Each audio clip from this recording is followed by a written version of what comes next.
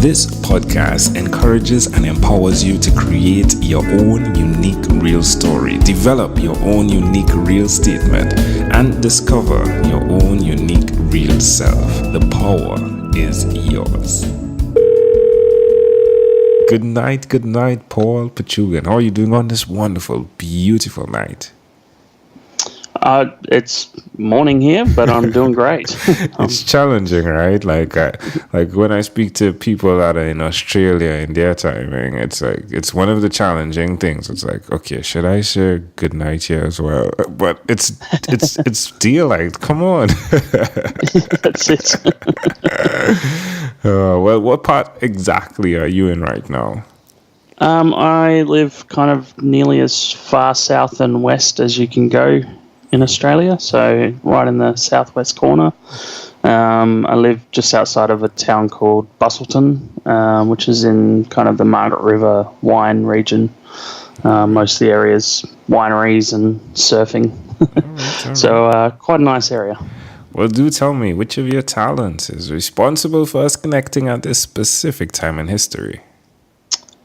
It would most likely be my photography and video work. I was put onto your podcast by another one of your guests, and I connected with him through my photography business. So, yeah.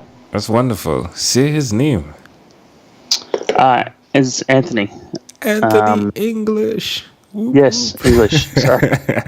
Had a brief blank there and was trying to remember his last name. Yeah, it's cool. It's cool. If you didn't say anything, it would have run across pretty smoothly. But you're the honest guy. You can say goodnight, right? And well, I'd rather be honest than not. Well, I agree. I would rather you be honest than not as well. That's great. I looked at your pictures and they are absolutely astonishingly amazing. I am intrigued. How do you decide what's going to be your profile picture when you're brushing up against such amazing pictures?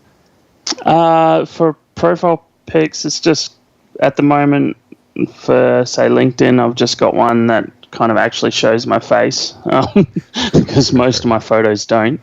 And then I've got various ones that are just kind of memorable to me, not necessarily to anyone else, as my profile pics for everything else, mostly from Antarctica or Iceland. So, yeah. You must travel a lot in planes, according to those pictures that I've seen. Yeah. I think in 1 year, including helicopter flights, I did over 180 flights. Actually, it was probably even more than that. But that was just kind of the number I got to when I started keeping track. Wow.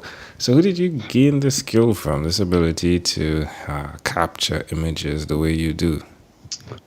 I'm not entirely sure. I'm mostly self-taught. And I mean, all self-taught means is that I've learnt from a lot of other people, and then a lot of trial and error.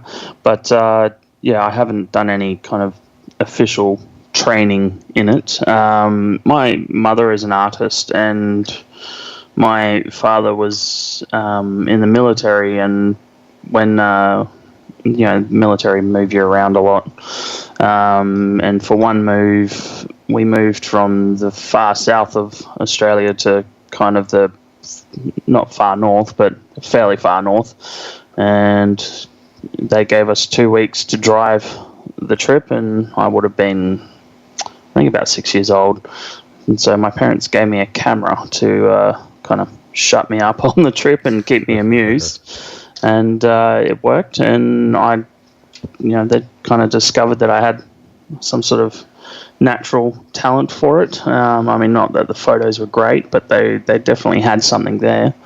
I took photos that was, I guess, my first photo road trip. Wow, that's amazing. Love it. So why will you continue to be that guy that, I mean, it definitely is a ton of gear you're carrying around, right?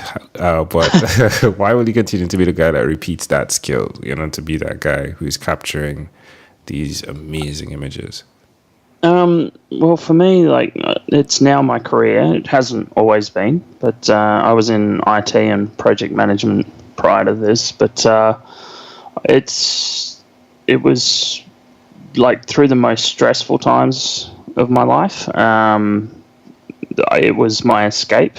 So no matter what else was going on, if I disappeared with my camera for an hour or so, or a few hours or a few days, then it was just kind of a grounding and kind of settling experience for me. So it was a bit of an escape or a relief from the stresses of life. It's less that now because it's my business, but it's a way of expressing myself as well creatively. So that's why I keep doing it. Where's the best place for someone to see your work or even connect with you, Paul? PaulMP.com or at PaulMP on Instagram, at PaulMP on most things actually. So Twitter, Facebook, LinkedIn, everything. I kind of stick to the same username. It helps. It helps, yeah. Oh, yeah. And nobody can spell my last name, Pichugin. So, what does the M stand for? One letter. Matthew, my middle name. All right, Paul, tell me one other thing that you've done consistently over the last 3 years, please. I had a really good think on this question, and I was trying to think. I don't do many things consistently because of the nature of my business. I'm often traveling and kind of all over the shop, but over the last 3 years, I've made it very intentional to spend time, like bulk time and quality time with my kids, playing, reading, or just going for a walk and just like hanging out with them and listening. They're quite young, but I think it's made a real difference to them. It's definitely made a difference to me, to make sure that regardless of what's going on, I'm connected with my kids. That's great. How does it make you feel looking back from then to now? It makes me wish I'd done it earlier. It's in the first year of my middle child's life, I was insanely busy with my business and was away quite a lot. And then when I was home, I was just so snowed under in work that I didn't really make a lot of time for her, and it's probably one of my bigger regrets. I'm making up for it now, but I mean, she's only 4, so but still, that first year is the kind of, it's quite important from a connection point of view. Yeah. So I'm glad you caught on that. I'm glad that you caught up on that. Good man, as my friend would say. He's American. Good man, Anja. Good man. Why would you suggest to someone that's listening that they do what you've done by definitely being intentional with that family time? It's time you'll never get back. You can't. It's just something you can't ever go back and or even make up for in the long run. And I think, like for me, with my dad being military and then the family situation we had when I was quite young, he just wasn't really there. I think I missed a lot of stuff connecting with him. So it kind of affects both parties in the situation. So yeah, there's plenty of time to make money later, or after the kids are in bed. Just sounds like prioritize them. How I made money when I put the children to sleep. Sounds good. Yep. Yeah. All right, Paul, let's switch gears for a moment. Let me now invite you into my time machine that is surrounded with beautiful, warm, blue Caribbean water. Paul, what is your earliest childhood memory? This was another one I gave some serious thought to. So my parents were separated when I was quite young. Dad was in the military and living in Sydney, and we were living in Adelaide, which is in South Australia. I the earliest memory would be just playing in the mud. Like literally, Mum and I like digging a big hole in the backyard and making a mud hole. Are you serious? Yeah, dead serious. Mum was trying to make a pond or a pool. I'm not entirely sure, but yeah, I remember being waist deep in mud, and my mother encouraging it. How old were you? Which is would have been 2.5 or 3. Wow. Why do you think it's so clear? So memories that stick out are generally stick out because they're significantly different. Like there's been a major change from routine. Like I don't remember what I ate for any meal last week, but you remember going out for a dinner at a restaurant if that's outside your routine. So when I was about 3.5, my parents kind of reconnected and married, and we moved to Sydney. So that was quite a significant change for me, obviously, and for all of us. But with that significant change, it's kind of like a marker, or like I remember prior to that, and then I remember after that. And so I think with that significant change, it kind of causes the stuff in the immediate vicinity to be remembered. Can I offer an interpretation to the thought picture you created in my mind with that memory? Sure. I love the fact, my friend, that from my experiences, and you can tell me if this is accurate, how necessary it is sometimes to create the perfect picture. And we'll dig deeper, pun intended, to what a perfect picture looks like for family. You have to be intentional, as you've said, to take that time with family. But even if we look at your career and creating these images that you do capture, would it be accurate to say that sometimes it takes digging sometimes to set that portrait up, to then capture it, to make it be what it is for us and how we receive it? Oh, absolutely. Some of my photos have taken years of planning and attempts. One particular shot, and I've lost count of how many hours driving I did. It had to be taken in a particular gorge in the Western Australian outback, in the desert, and that's about 19-20 hours drive away from where I live, and there's only a small window of maybe 2 to 3 days or nights rather in any given year that the shot's possible, but then you've got to get the weather to play nice. If there's any cloud or rain, then it just doesn't work. And so that shot took me, I think, about 4 years to actually get happening.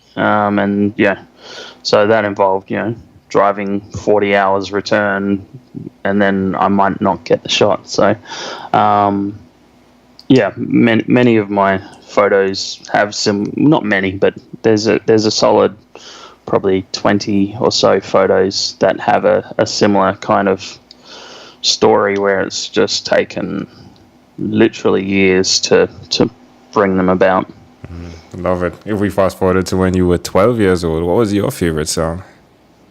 So 12 was when I was I got my first Walkman at 12. I remember having the first album I had was by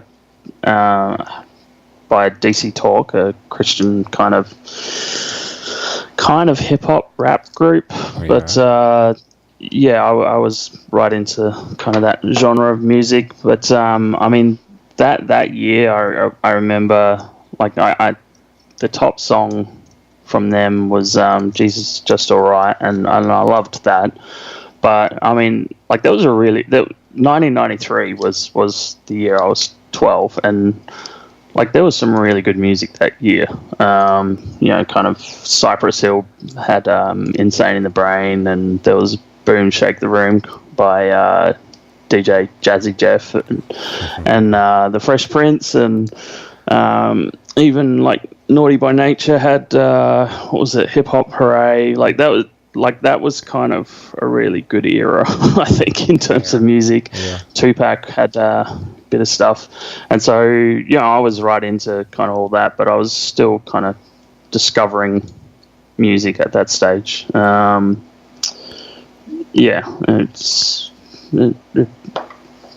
my friend. That sums up a ton.